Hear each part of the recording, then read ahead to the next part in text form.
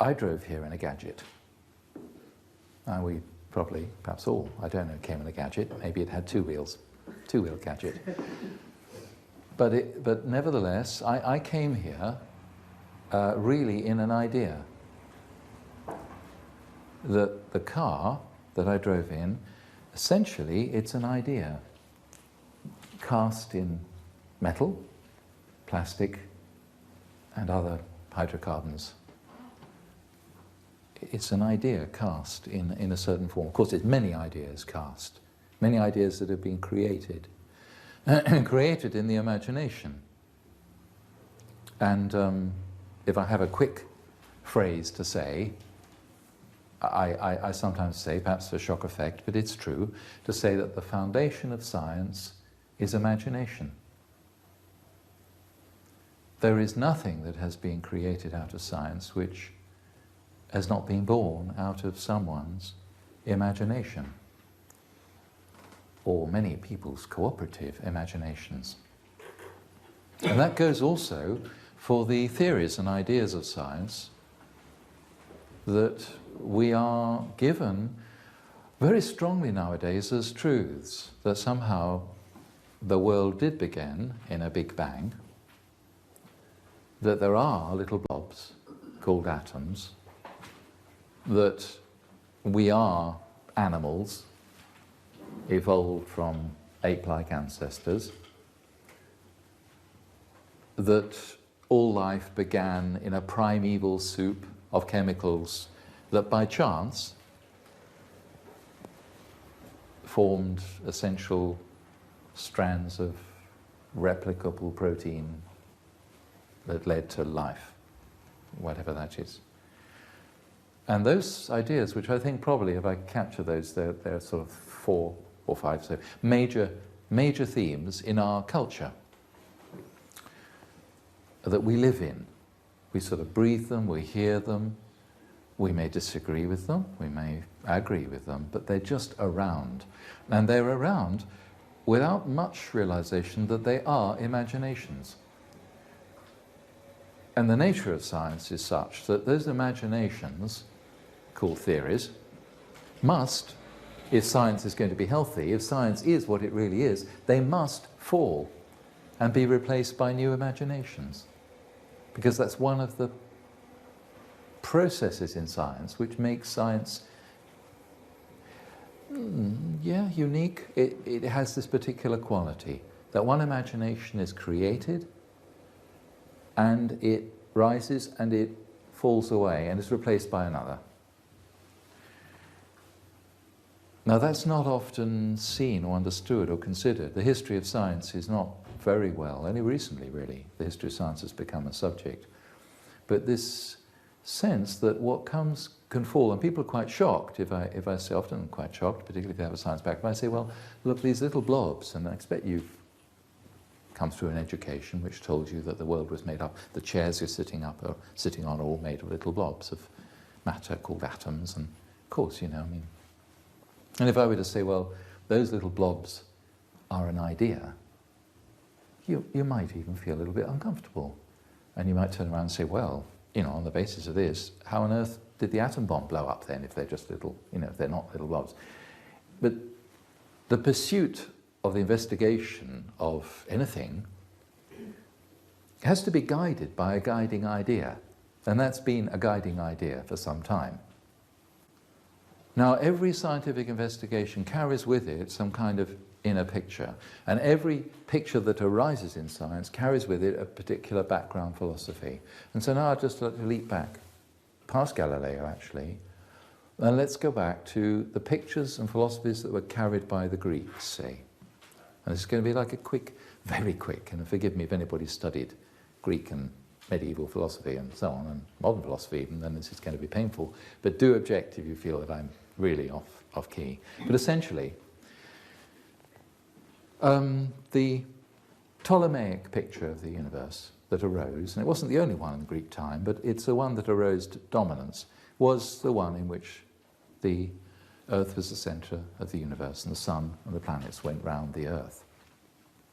And of course Copernicus it was who brought about this picture of the sun being the centre and the Earth going around, and the planets going around the sun.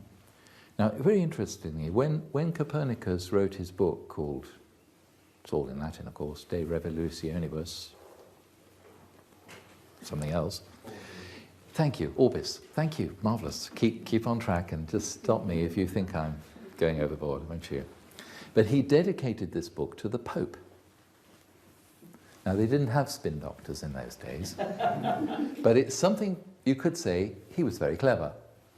You know, put the thing right there, you know, as a gift.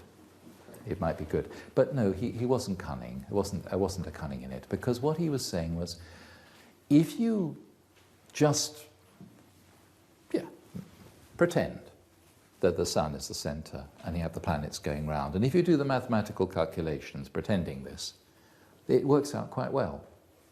So it's quite a good thing to pretend, because mathematical calculations are easier. The issue of whether it was like that really didn't arise for some time.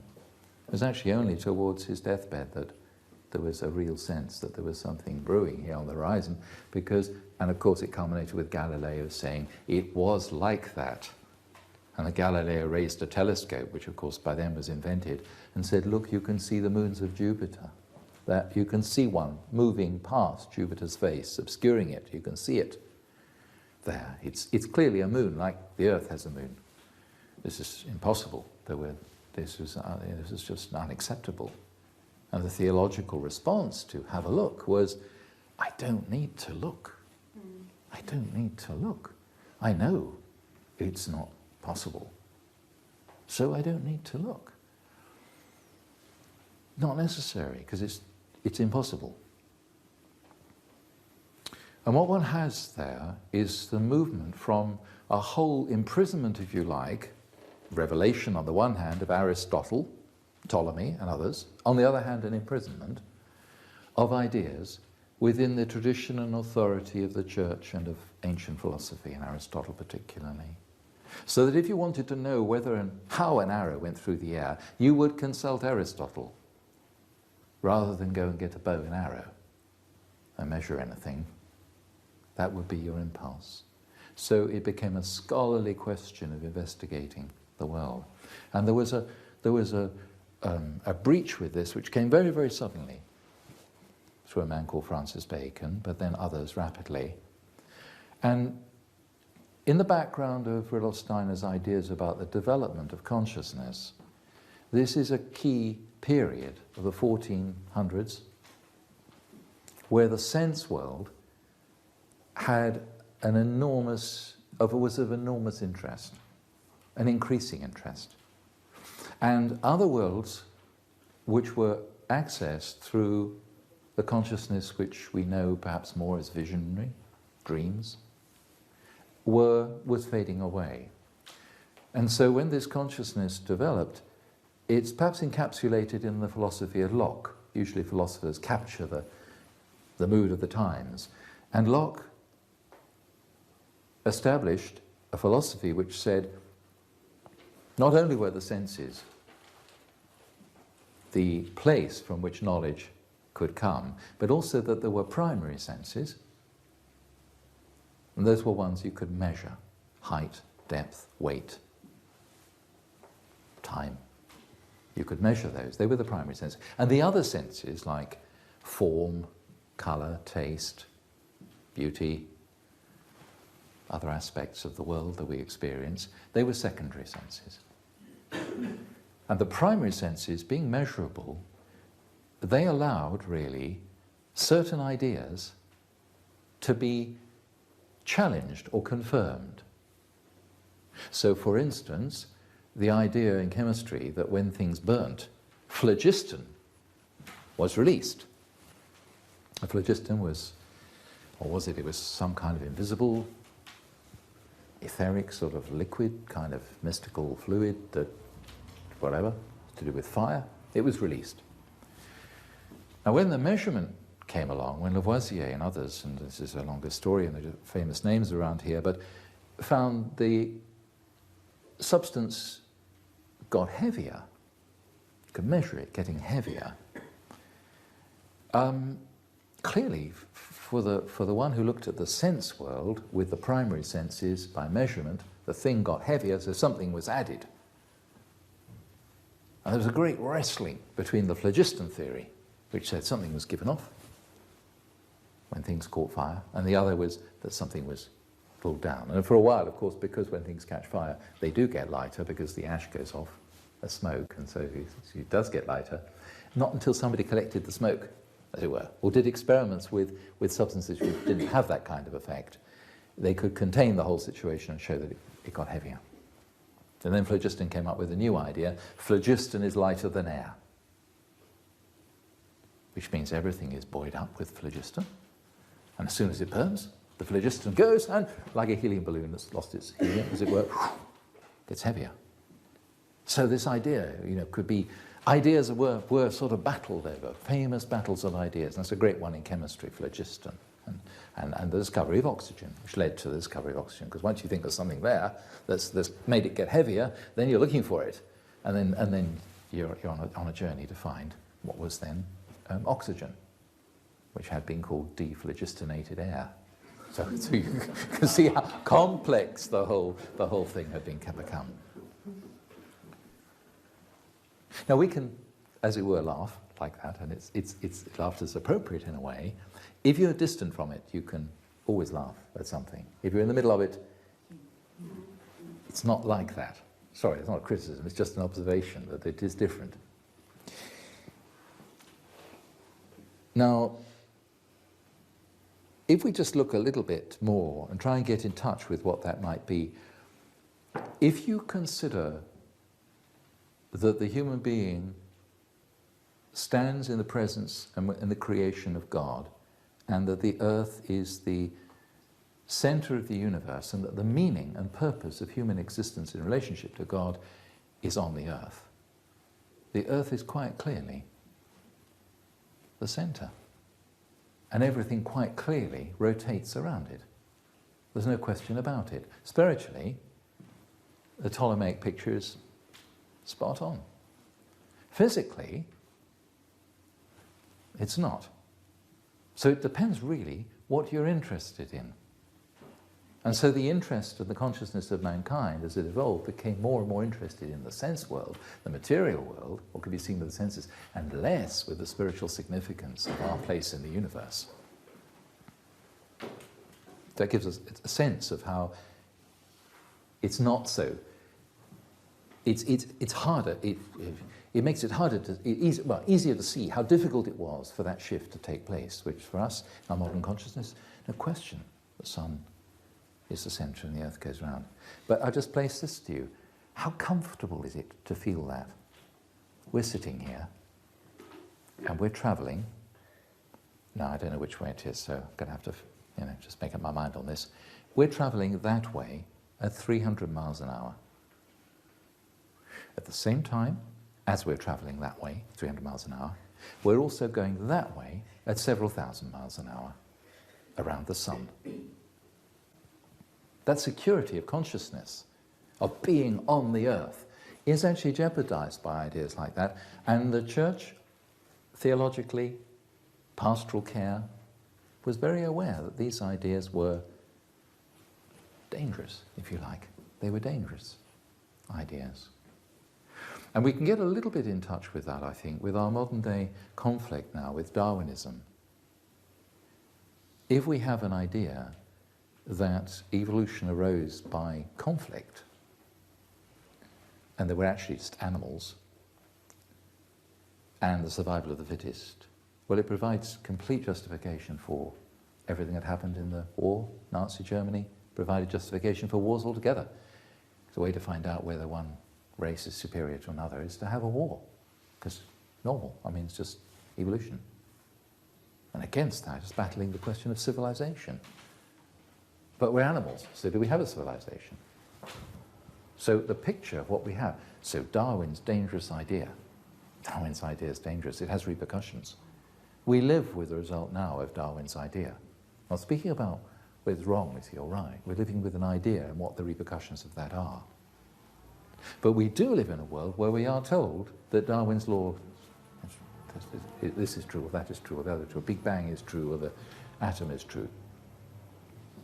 And the difficulty is that at that time where science provided a new beginning for human consciousness, because now you see, you could say at that time, going back, I'm jumping around, I hope it'll come together in one whole shortly, follow me.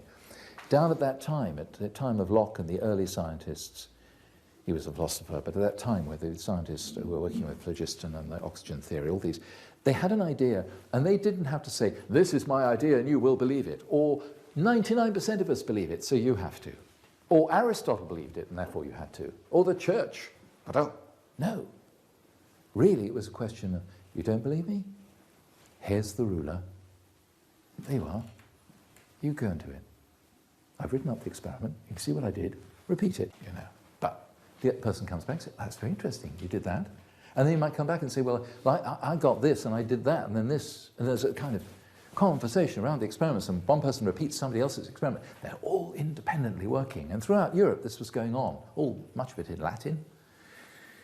But people who had the means, and they were aristocratic aspect of this, the people who had the money and didn't have the job that they needed to go to, would have the apparatus and they'd work and they'd converse, and they'd, across Europe they were conversing with long documents about what they did, and they saw this and they saw that, and then somebody else did it and they didn't see that, and then they saw it as something else. This was going back and forwards. This is experimenting with ideas. An idea was born and, oh, nonsense. Oh, off to the laboratory, come back. Struggle with ideas, struggling with ideas. So where's the verification of an idea? When you're in a conflict, the verification of an idea, which is very, very powerful, is measurement. Measurement is a very, very definite way of confirming or contradicting an idea. When Einstein brought his theory of relativity, he predicted, and when that actually happened, they watched and waited, and when it actually was as late as he said it was, that confirmed not just that little calculation he made, but he'd made that calculation out of a massive picture. And that massive picture was somehow, wow, that massive picture has validity.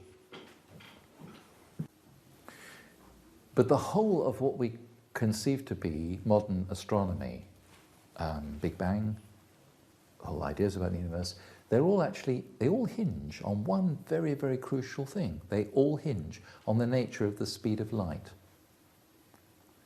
And it's very interesting, if the speed of light turned out not to be what it's now considered to be and unchanged, all the picture that we're given of the cosmos in modern science would just collapse. Something completely new would have to come about. Sorry, hold everything, we were wrong. And the shame of that is that the scientific model is put out as the truth, and therefore it's embedded in the consciousness of the culture. It's given a validity which is not scientific validity, and it's as if science has somehow taken the place of the religion which it has, through, if you like, the evolution of consciousness, has pushed aside belief and brought in the individual experience.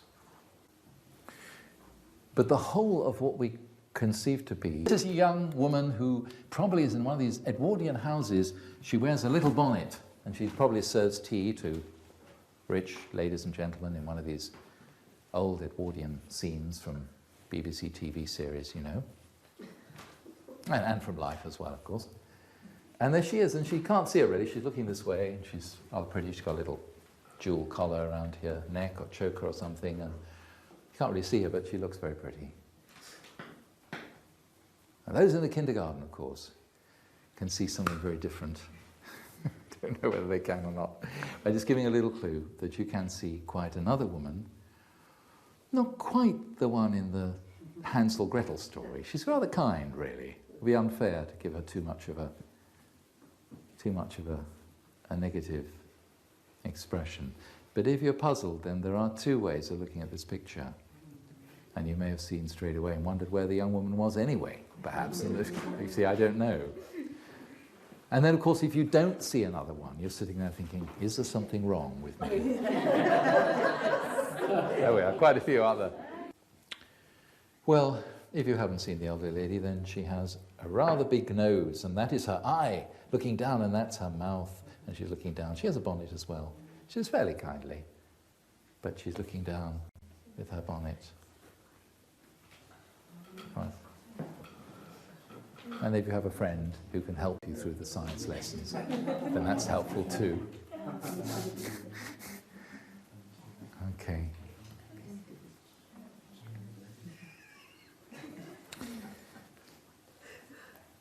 Now, what I think I'd like to do is give a little movement into the school environment and then stop and let, whatever things would arise from you. So if you allow me sort of 5 or 10 minutes more, we have to ask ourselves where the faculties of imagination come from, where the picturing capacities come from, and how we actually can enter into any representation of anything and have it live in us. How do we do that?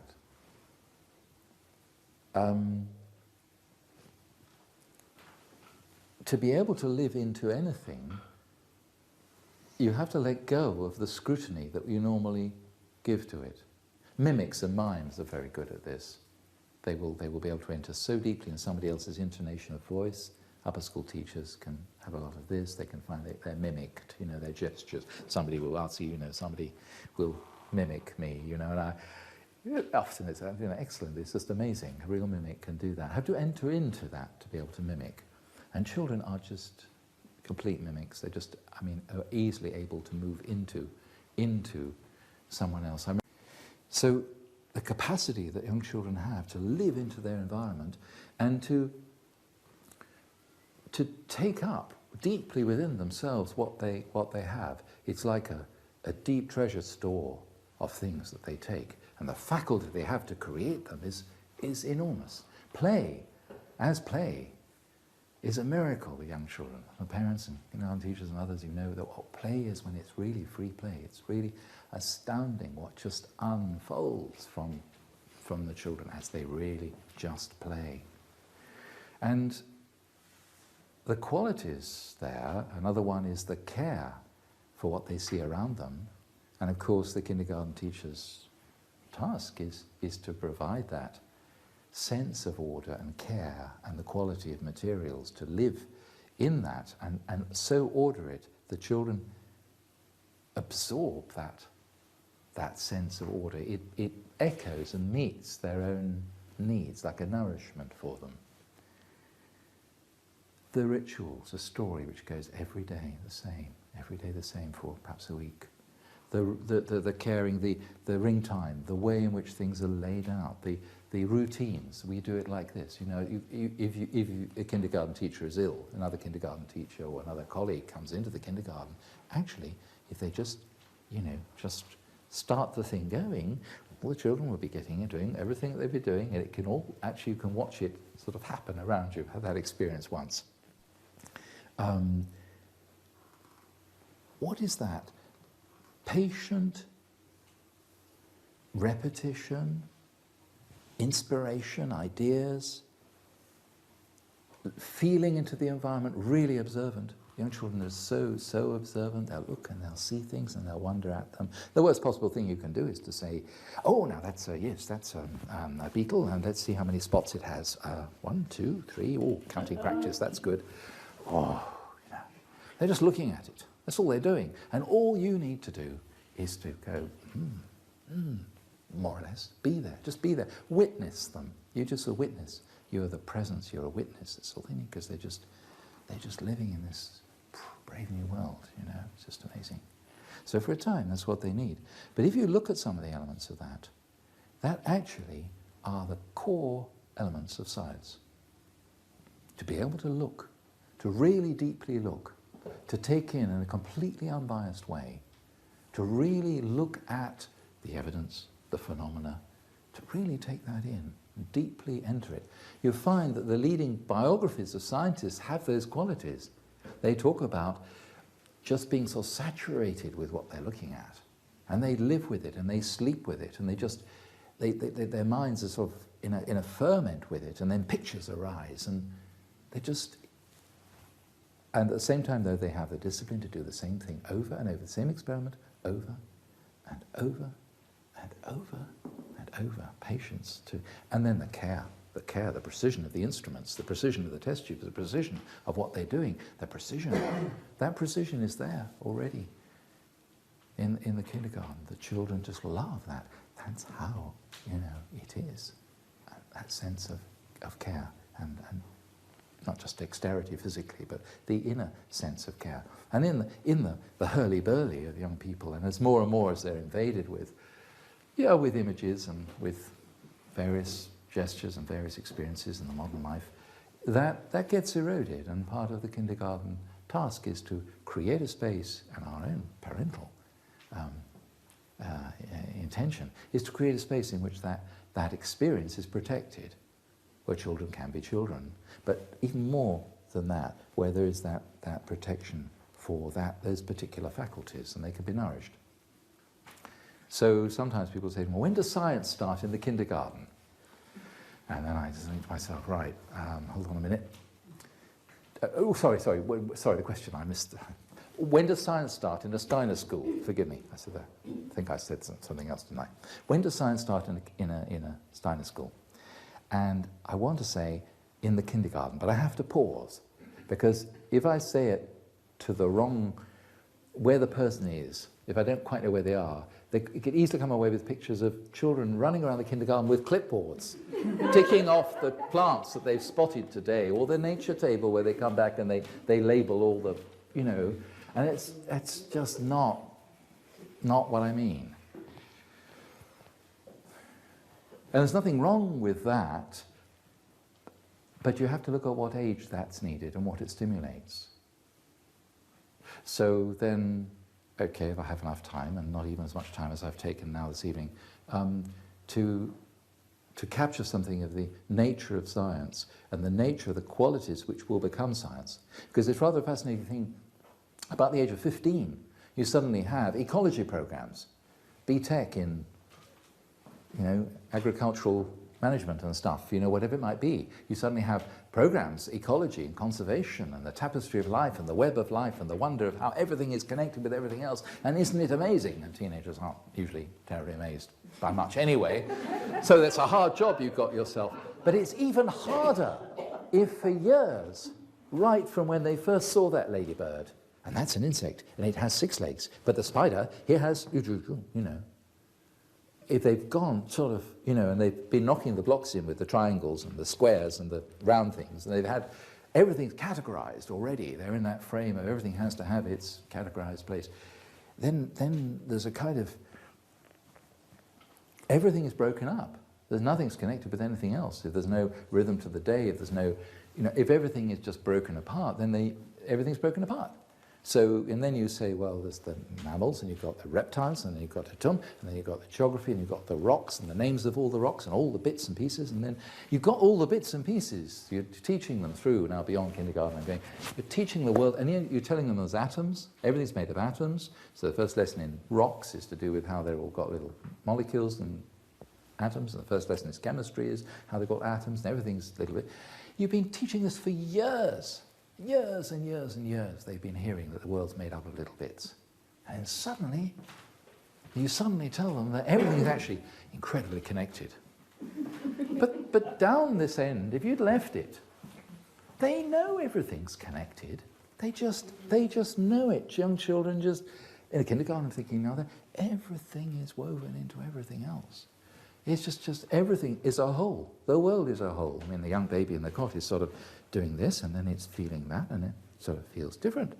That to that, or mummy's arm, or my arm, and they're touching, and they're starting to separate themselves out from where they are. And this separating out, Steiner speaks of it as a birthing process. Not just one birth. There's more than one birth. There's another birth as well, and there's another birth. In adolescence, we can see it more completely. There's a birth, there of their awareness. So there's a series of births, and this separating out is a process you accompany. And we have around us a culture which says that everything is separate and we're not connected. But at the same time, we have this massive instruction that we are to think like this or think like that. So there's an incredible sort of contradiction going on in our culture.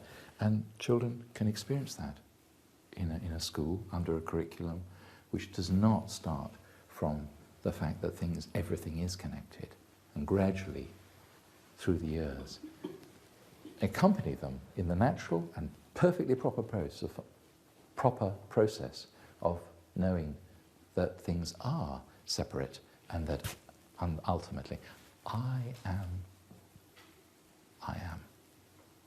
That movement towards the I am, which is separate.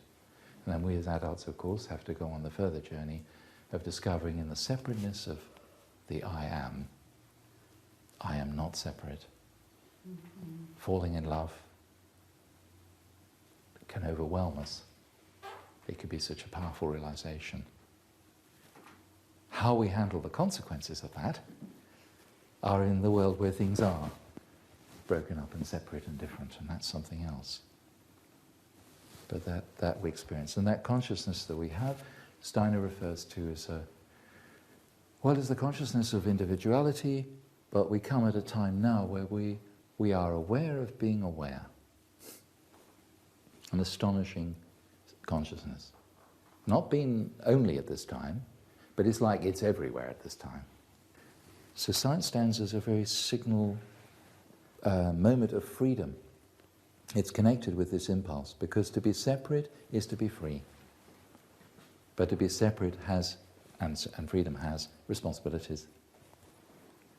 So we live in an age of responsibilities, with the age of separation and freedom, and science carries that freedom, and it's a little bit wobbly on the responsibilities bit.